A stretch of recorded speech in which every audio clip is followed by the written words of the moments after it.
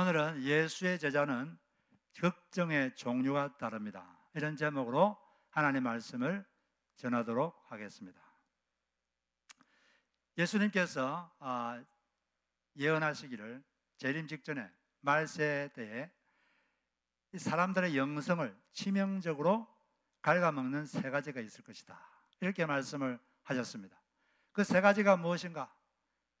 방탕함, 술취함, 또 염려, 생활의 염려, 이렇게 세 가지를 말씀하셨는데, 누가복음 21장 34절에 보니까 너희는 스스로 조심하라. 그렇지 않으면 방탕함과 술취함과 생활의 염려로 마음이 둔하여지고 뜻밖의 그날이 득과 같이 너에게 임하리라. 방탕함이 뭡니까? 방탕하다는 것은 자기에게 주어진 자원을, 우리에게 주어진 자원이 뭡니까? 돈, 건강, 에너지, 시간, 이런 것을 자기 마음대로 쓰는 거죠. 이런 것들을 하나님의 뜻대로 쓰지 않고 자기 하고 싶은 대로 다 써버리는 겁니다. 그게 방탕함. 그 다음에 술취함. 술은 다른 죄로 넘어가는 문이 되죠. 입구. 육체 쾌락의 천명이 술입니다. 술취함. 근데 이 두 가지는 비슷한데, 세 번째로 염려하는 것, 걱정하는 것, 이게 꽉 잡히면 사람들이 영적으로 침체되고 영이 눌립니다. 영혼이 확 눌리고, 여러분들도 뭘 염려하고 근심하면 확 눌리지 않습니까? 확 눌리고 영혼이 침체되고 그래요. 주님께서 이것을 이길 수 있는 처방을 말씀하셨는데, 어떻게 하면 이길 수 있느냐? 이것을 피하기 위하여 36절에 보니까 항상 기도하며 깨어있으라. 하나님하고 늘 소통을 해야 돼요. 늘 기도로 소통을 하면 이것에서 이길 수 있다, 이렇게 말씀을 하셨습니다. 그런데 염려에도 해서는 안 되는 염려가 있고 해야 되는 염려가 있습니다. 어떤 염려는 꼭 해야 되고 또 어떤 염려는 절대로 하면 안 돼요. 어떤 염려는 해야 되고 어떤 염려, 어떤 근심은 하면 안 되느냐? 세상 근심은, 세상 염려는 하면 안 되고, 하나님의 뜻대로 하는 근심, 곧 내가 하나님 뜻대로 살고 있는가, 내가 하나님 뜻대로 살고 있는가 하는 근심, 그런 걱정, 그런 염려는 많이 해야 된다는 것입니다. 내가 하나님 뜻대로 제대로 살고 있는가, 내가 하나님 앞에서 올바로 살고 있는가, 그걸 근심해야 된다는 거예요. 왜 바울이 이런 이야기를 하는가? 좀 배경을 알아야 되는데, 바울이 고린도 교회를 개척했습니다. 고린도는 그리스 남부 지역에 있는 도시인데 지금도 고린도 도시가 있어요. 아테네에서 서쪽으로 차 타고 한 1시간 가면 고린도가 있습니다. 그런데 고린도 교회를 세운 다음에 한 55년경에 고린도 교회에 문제가 생겼어요. 성도들끼리 서로 다투고 분쟁이 있고, 또 성령의 은사를 사용하는데 무질서하게 사용해서 문제가 생겼습니다. 그런 문제들을 다루려고 고린도 전서를 써서 보냈습니다. 보낸 다음에 고린도 교회에 또 큰 문제가 생겼어요. 그 교회에 거짓 사도가 들어왔습니다. 거짓 사도가 들어와 가지고 바울은 가짜 사도입니다. 자기가 가짜면서 진짜 보고 가짜라고. 바울은 가짜입니다. 가짜 목사입니다. 그 말은 무슨 말이에요? 바울의 가르침은 다 틀렸다, 그 말이죠. 상당히 심각한 문제입니다. 그리고 그의 추종자들이 붙었어요. 그런 문제가 생겼습니다. 이 심각한 문제죠. 그래서 이 문제를 다루려고 바울이 고린도 교회를 직접 방문했습니다.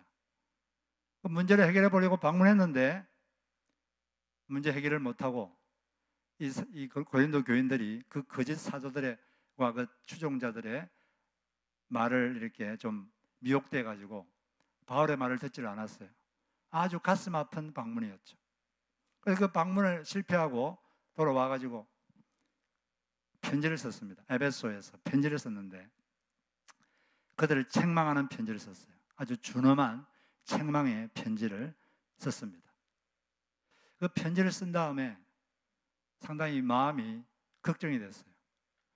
이 고린도 교인들이 어떻게 반응할까? 더 반발하면 어떻게 하지? 또 너무 또 낙심하면 어떻게 하지? 이런 여러 가지 이 근심이 바울에게 있었습니다.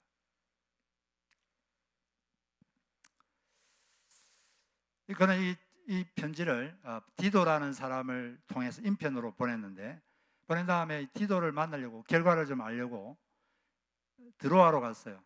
드로아로 갔는데 못 만났습니다. 그래서 답답해서 바다를 건너서 마케도냐, 그리스 북부지방 거기로 갔습니다. 거기 가가지고 디도를 기다렸어요. 그때 마음 심정이 어떠느냐? 디도를 만나기 전에 심정이 너무나 힘들었습니다. 그때의 심정을 5절에 이렇게 말하고 있죠. 우리가 마케도냐에 이르렀을 때 우리 육체가 편하지 못하였고 몸도 아팠어요. 몸도 아프고, 그 다음에 사방으로 환난을 당하여 밖으로는 다투며, 예수님 전한다고 안 믿는 사람들이 막 박해를 합니다. 막 욕하고, 밖으로는 다투며 안으로는 두려움이 오노라. 마음에는 근심, 고린도 교회를 생각하니까 걱정이 되고, 편지를 보냈는데 더 반발하면 어떻게 하지? 문제를 해결하려고 했는데 이거 너무 더 낙심하면 어떻게 하지? 막 근심 걱정. 또 그 8절에도 보니까 그러므로 내가 편지로 너희를 근심하게 한 것을 처음에는 후회하였으나, 이 편지를 쓰고 처음에는 되게 걱정을 많이 했습니다. 그런데 디도가 왔어요. 디도가 왔는데 큰 위로를 받았습니다. 자기가 좋아하는 사람을 만나니까 또 위로가 되고, 여러분들도 여러분을 오는 것이 위로가 되는 그런 위로가 되는 사람들이 되시기를 바랍니다. 또 디도가 좋은 소식을 가지고 왔어요.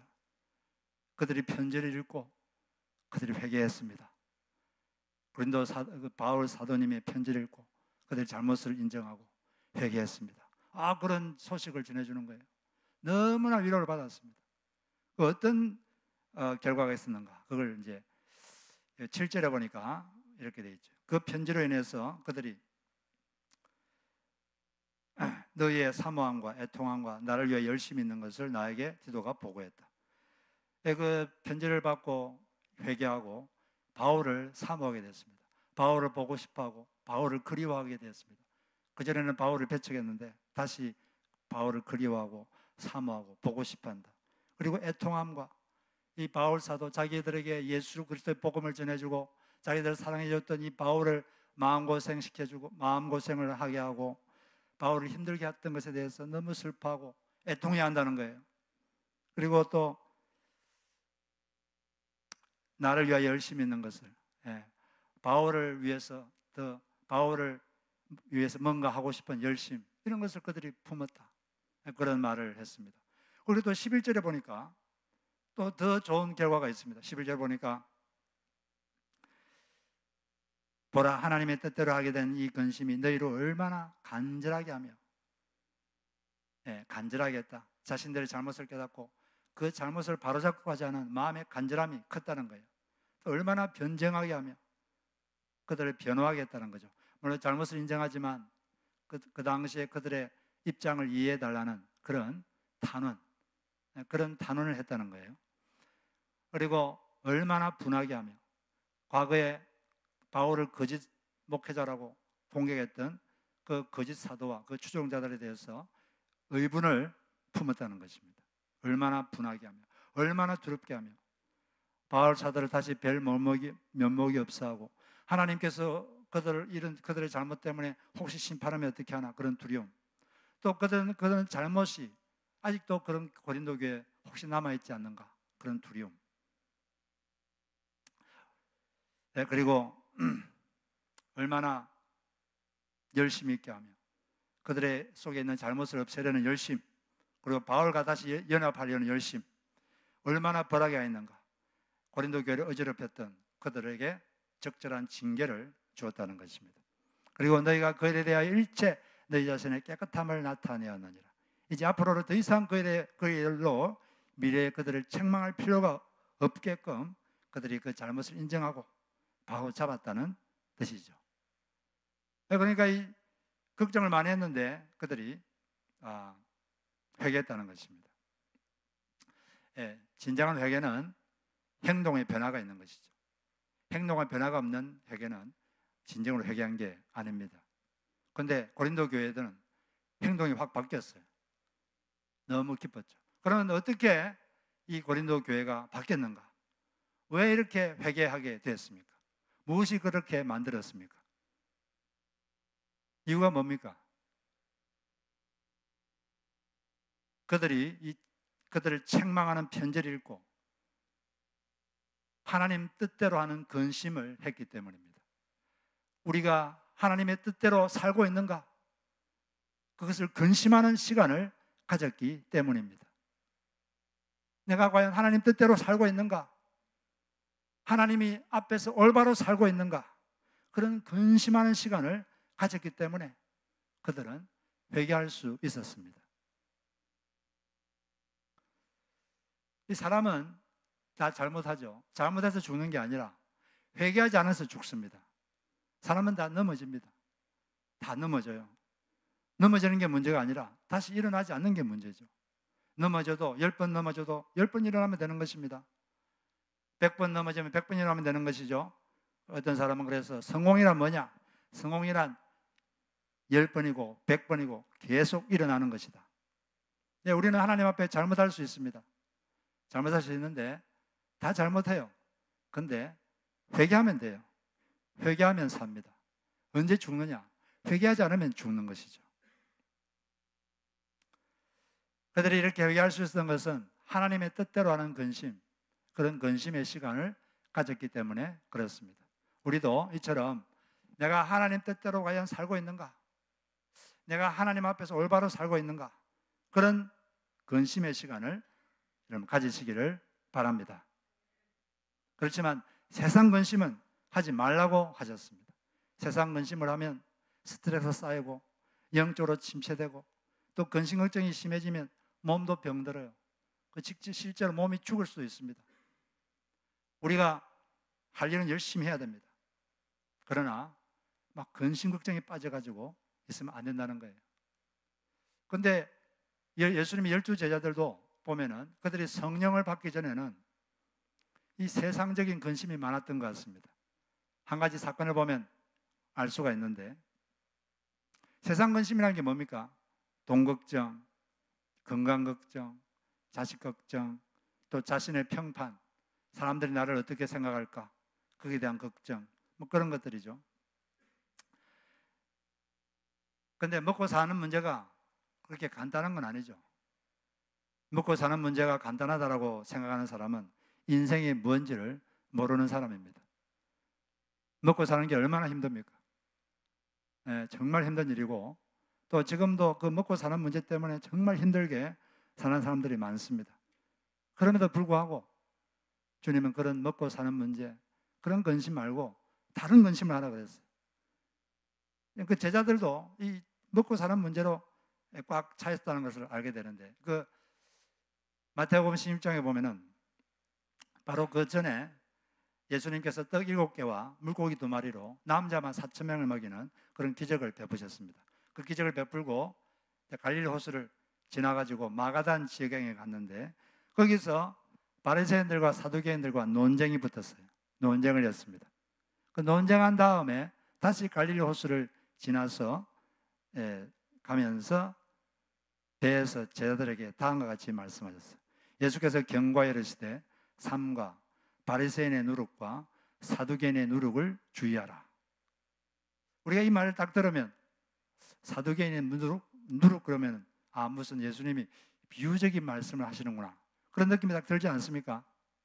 실제 뭐 누룩이 아니라 뭔가 비유적인 말씀을 하신다, 그 뜻이 뭔지는 몰라도 뭐 그런 느낌이 들잖아요. 그런데 제자들은 관심이 온통 먹는 문제, 먹고 사는 문제에 온통 관심이 있었습니다. 왜냐하면 그 당시는 매일매일 음식 구하는 게 쉽지가 않았습니다. 그때는 가난한 시대였고 또 로마의 식민지였고, 오늘 먹을 게 있어도 내일 먹을 게 있을까, 그게 좀 힘든 그런 세상이었어요. 그러니까 늘 먹는 게 관심이죠. 그 관심이 꽉 거기에 차 있으니까 무슨 그것과 조금이라도 연관된 말이 나오면 이게 먹는 문제구나, 뭐 그런 생각이 확 드는 거죠. 그래서 그들이 스스로 말하기를 저런 말씀하시는 이유는 우리가 떡을 가져오지 않았기 때문이다. 이 제자들이 실수로 먹을 걸 하나도 가져오지 않았어요. 근데 그렇게 말한 걸 듣고서 예수님께서 이렇게 말씀했습니다. 믿음이 작은 자들아, 어찌하여 떡이 없음으로 서로 논의하느냐? 아직도 알지 못하며 깨닫지 못하느냐? 어찌 그 마음이 둔하냐? 너희가 기억하지 못하느냐? 떡 5개로와 물고기 2마리로 남자만 5,000명이 먹은 것을 너 기억하지 못하느냐? 그리고 떡 7개와 물고기 2마리로 남자만 4,000명을 먹인 것을 기억하지 못하느냐? 무슨 말씀입니까? 무슨 깨달음이 없다는 거죠? 주님께는 그런 큰 능력이 있다는 것입니다. 너희들은 먹고 사는 문제 나에게 맡겨라. 염려하지 말아라. 너희들이 필요한 것은 내가 채워준다. 그런 걱정하지 말고 너희들이 할 걱정은 따로 있다. 무슨 걱정을 해야 되느냐? 바리새인의 누룩과 사두개인의 누룩에 오염되지 않도록 걱정해라. 그런 잘못된 누룩이 잘못된 교훈, 그들의 잘못된 교훈, 가르침에 오염되지 않도록 근심, 걱정해라. 그런 말씀이죠. 바리새인의 누룩이란 게, 누룩을 밀가루에 이렇게 섞으면 누룩이 발효됩니다. 성분이 변하죠. 변한다는 것과 또 빨리 확산돼요. 조금만 넣어도 밀가루 전체가 팍 퍼집니다. 팍 퍼지는 성질, 그리고 성질을 바꾸는 그런 성질 때문에 이 누룩은 성경에서 죄 또는 잘못된 교훈, 그런 걸 의미하는 데 많이 쓰입니다. 바리새인의 누룩이라는 것은 외식주의입니다. 외식주의. 마음을 경건하게 만드는 데는 별로 관심이 없고 남들에게 경건하게 보이는 데만 관심이 있는 거죠. 마음 없는 종교를 하나님은 가장 싫어하십니다. 마음을 경건하게 가꿔야 되는데 거기엔 관심이 없는 거죠. 그리고 또 사두개인의 누룩은 뭐냐? 사두개인들은 내세를 믿지 않았습니다. 사두개인들은 성경도 모세 오경만 인정하고 다른 성경은 인정하지 않았어요. 내세를 인정하지 않고 영적 존재도 인정하지 않고 천사도 인정하지 않고, 천사도 없다, 귀신도 없다, 내세도 없다, 부활도 없다, 그냥 이 세상이 다다, 죽으면 끝, 그렇게 믿으니까 얼마나 이 현실지상주의자겠습니까? 얼마나 세속적이겠습니까? 이 사도개인의 누룩은 세속주의의 교훈을 말하는 거죠. 세속주의. 이 세상이 다다. 이 세상이 답니까? 죽으면 끝입니까? 만약 죽으면 끝이고, 그리고 이 세상이 끝이면 바울은 자기가 이 세상에서 가장 불쌍한 사람이다 라고 말했습니다. 왜냐하면 바울은 영원 세계를 위해서 사신 분이거든요. 그래서 고린도전서 15장 19절 보면 만일 그리스도 안에서 우리가 바라는 것이 다만 이 세상의 삶뿐이면 모든 사람 가운데서 우리가 더욱 불쌍한 자이라. 여러분들이 이 지구에서 눈을 딱 감는 순간 다른 곳에서 눈을 뜹니다. 그러므로 우리는 영원한 세상을 더 신경 써야 됩니다. 고린도후서 4장 16절에 보니까 그러므로 우리가 낙심하지 아니하느니 우리의 겉사람은 낡아지나 우리의 몸은 점점 늙어지고 약해지지만 우리의 속사람은 날로 새로워지도다. 우리 영혼은 늘 새로워지고 더 성장하고 늘 새로워진다. 우리가 잠시 받는 이 땅에서의 환난이 경한 것이 지극히 크고 영원한 영광의 중한 것을 우리에게 이루게 하매니 우리의 주막하는 것은 보이는 것이 아니니 보이지 않는 것이니. 왜 그러냐? 보이는 것은 어떻습니까? 잠깐이고 보이지 않는 것은 영원하다. 우리 예수님의 제자가 지난주에 우리는 모든 그리스도인들은 다 그리스도의 제자라고 배웠습니다. 사도행전은 모든 그리스도인을 다 제자라고 부릅니다. 왜 그렇습니까? 예수를 믿으면 당연히 예수님을 따라야죠. 당연히 예수님의 가르침과 행동을 배우고 실천하고 전파하기 위해서 노력해야만 되기 때문에 모든 그리스도인을 사도행전은 제자라고 부르는 것입니다. 예수님의 제자는 이런 세상적인 근심에 빠지는 자가 아니라 다른 걱정, 내가 하나님 뜻대로 살고 있는가? 내가 하나님 앞에서 올바로 살고 있는가? 내가 세속주의에 매몰되어 있지 않은가? 그것을 걱정해야 된다는 것입니다. 그런 여러분들이 다 되시기를 바랍니다. 그럼에도 불구하고 또 살다 보면 먹고 사는 문제가 걱정이 돼요. 그럴 때는 어떻게 해야 되느냐? 그때는 하나님의 약속을 기억해야 됩니다. 예수님의 약속. 걱정하지 말고 약속을 기억하고 선포해야 돼요. 마태복음 6장 26절에 보니까 공중의 새를 보라. 같이 한번 읽어보겠습니다. 시작. 공중의 새를 보라. 심지도 않고 거주지도 않고 창고에 모아들이지도 아니하되 너희 하늘 아버지께서 기르시나니 너희는 이것들보다 귀하지 아니하냐. 그러므로 염려하여 이르기를 무엇을 먹을까, 무엇을 마실까, 무엇을 입을까 하지 말라. 이는 다 이방인들이 구하는 것이라. 너희 하늘 아버지께서 이 모든 것이 너희에게 있어야 할 줄을 아시느니라. 예, 이걸 믿습니까, 여러분? 이 말씀을? 예, 참새도 내가 기른다. 참새 한 마리가 먹는 벌레 숫자가 하루에 몇 마리인 줄 아십니까? 엄청납니다. 7만 마리, 10만 마리. 그런데 그걸 다 주님은 공급하십니다. 이 자연 세계를 이게 돌려가지고.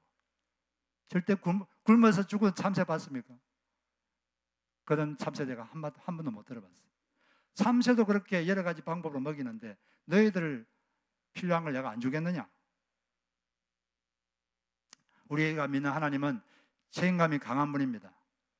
우리가 믿는 아버지는 책임감이 강하시고 또 유능하신 분이에요. 여러분들이 필요한 건 다 채워주십니다. 걱정이 될 때는 이 약속을 생각하면서 이렇게 속으로 또는 입으로 선포해야 됩니다. 주님이 채우신다. 주님이 채우신다. 주님이 채우신다. 저도 이 걱정이 될 때가 있거든요. 저도 걱정이 되면 속으로 한 두세 번 이렇게 말해요. 주님이 채우신다. 주님이 채우신다. 이렇게 제가 속으로 이렇게 말하면 금방 마음이 평안해집니다. 물론 채워주시지만 우리가 원하는 그 방법으로 안 채워줄 수도 있어요. 우리는 좀 더 폼나는 방식으로 좀 체험받았으면 좋겠는데 뭐 그런 방법으로 안 채워줄 수 있습니다.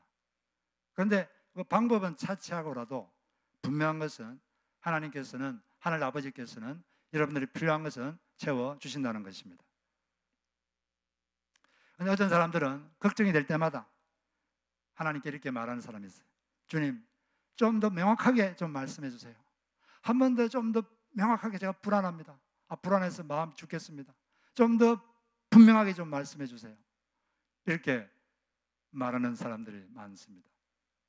그런데 우리가 하나 알아야 될 게 왕은 두 번 말하지 않습니다. 하나님은 왕이십니다. 왕은 그냥 옥새를 찍어가지고 이거 해라. 이게 엄행이다. 그러면 그 끝이에요.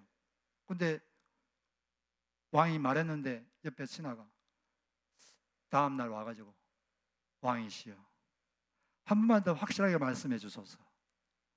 한 달 지나가지고 왕이시여 한 번만 더 확실하게 좀 말씀해 주소서.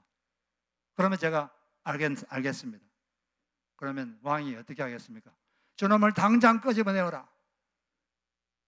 왕이 분노하시지. 우리 하나님은 왕이십니다. 왕. 한 번 말하면 그게 언제나 유효한 거예요. 그래서 이 말씀이 그냥 한 번 말씀하셨으면 그게 언제나 유효한 것입니다. 다시 새롭게 들을 필요 없습니다. 그냥 주님이 채우신다. 주님이 채우신다. 선포하시고 그렇게 사시면 돼요.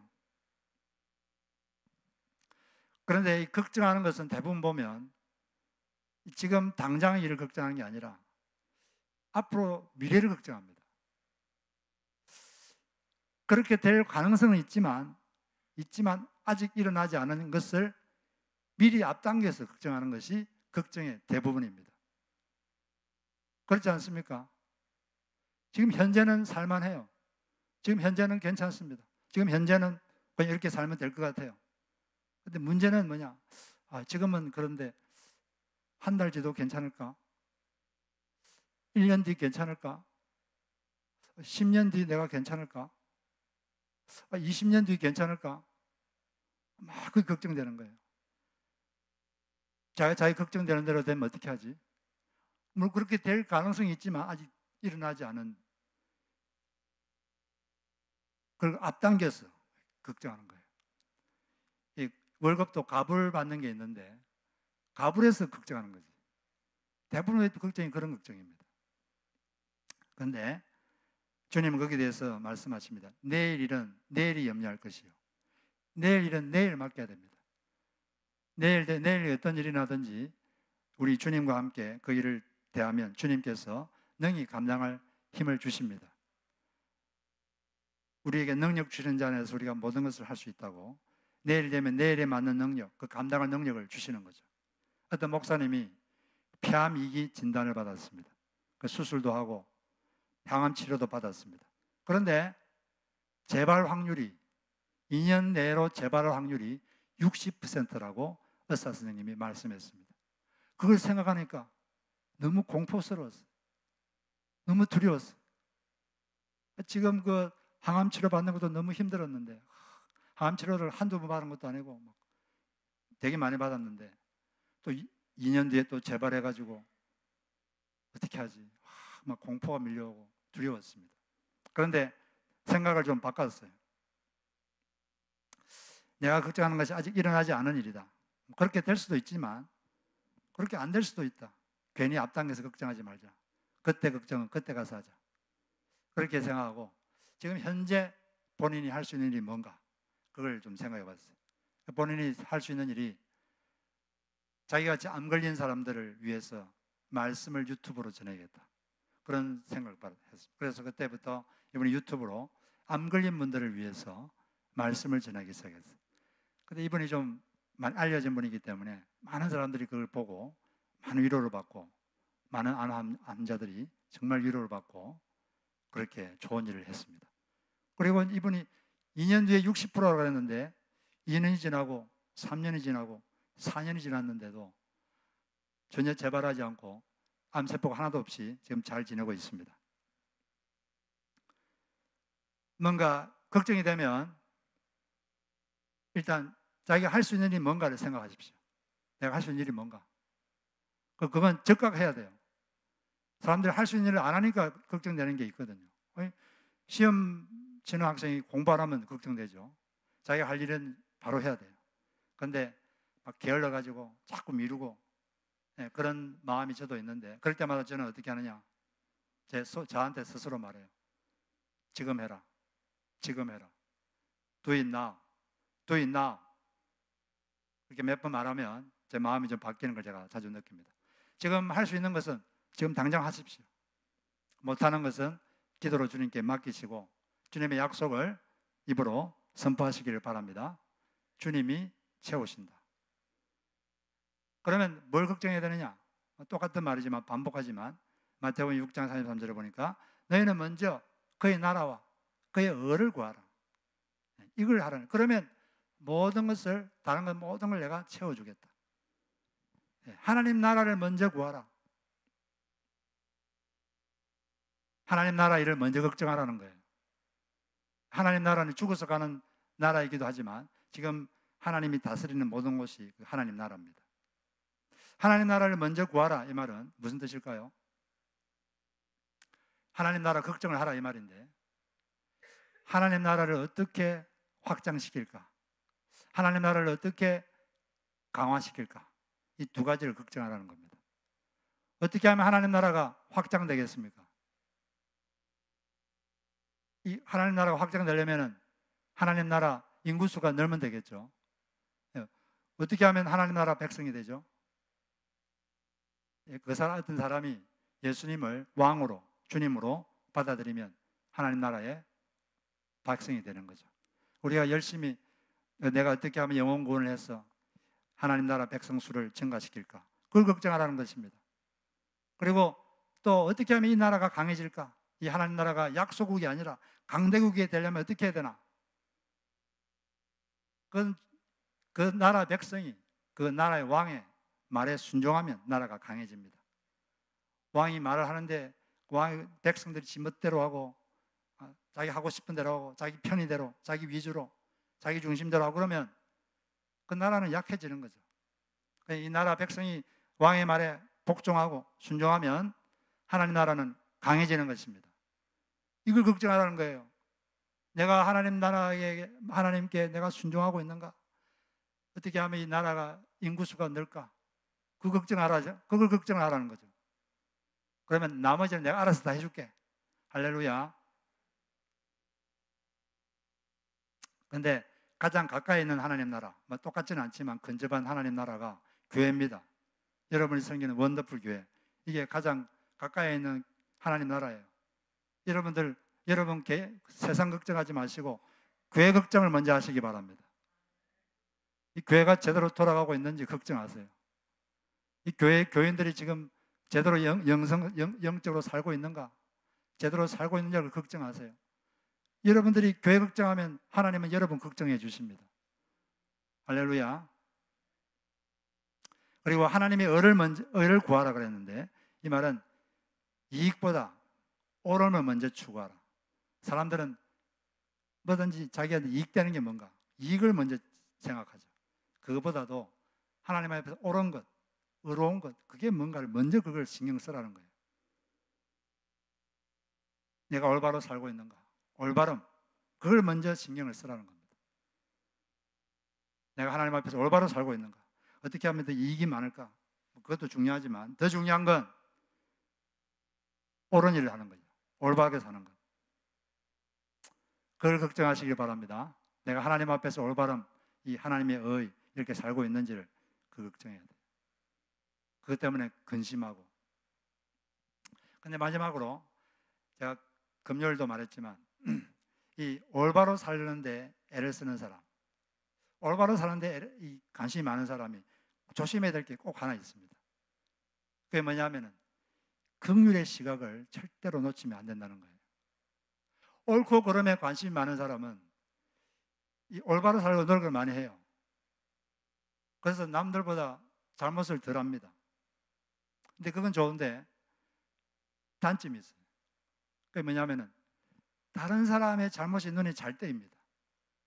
왜냐하면 자기가 옳고 그름에 관심이 많거든요. 올바로 살고 싶은 건데 관심이 많기 때문에 남들이 잘못하면 그게 확 눈에 띄어요.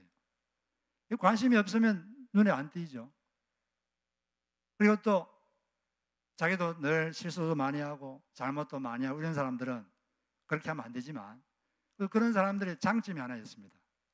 어떤 장점이 있을까요? 남에게 관대합니다.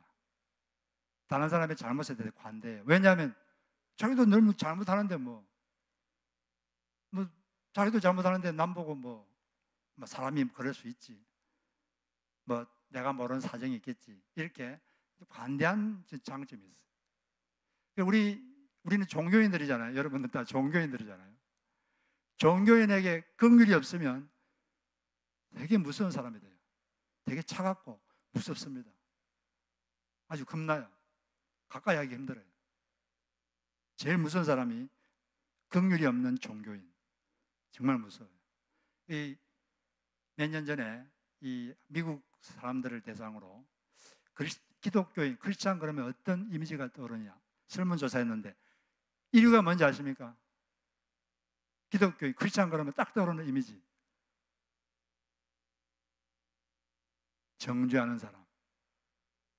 그게 이 미국인들의 이미지입니다. 우리는 자기가 올바로 살려고 애를 써야 되는데 동시에 타인에 대해서 긍휼의 눈을 가져야 돼요. 이 두 가지를 같이 겸비해야 됩니다. 이 두 가지 중에 하나를 버리면 안 되고 자기가 올바로 살려고 한과 동시에 남에 대한 긍휼의 시각을 가져야 돼요. 안 그러면 상대방에게 폭력을 가합니다. 우리는 의분을 가질 수 있어요. 그러나 긍휼이 없는 의분은 또 다른 폭력이 됩니다. 다른 사람의 언어 폭력, 시선 폭력, 감정 폭력을 행할 수가 있는 것이죠. 그래서 우리는 주님 앞에서 내가 하나님 뜻대로 올바로 살고 있는가, 내가 하나님 뜻대로 살고 있는가를 근심 걱정하면서 동시에 타인에게는 긍휼의 시각을 가지고 우리가 살아야 된다. 이것을 꼭 우리가 기억하며 살아야 되겠습니다. 예수님의 제자는 걱정의 종류가 다릅니다. 세상 걱정하는 것이 아니라 내가 하나님의 뜻대로 살고 있는가, 하나님 뜻대로 하는 근심을 합니다. 내가 하나님 앞에서 올바로 살고 있는가.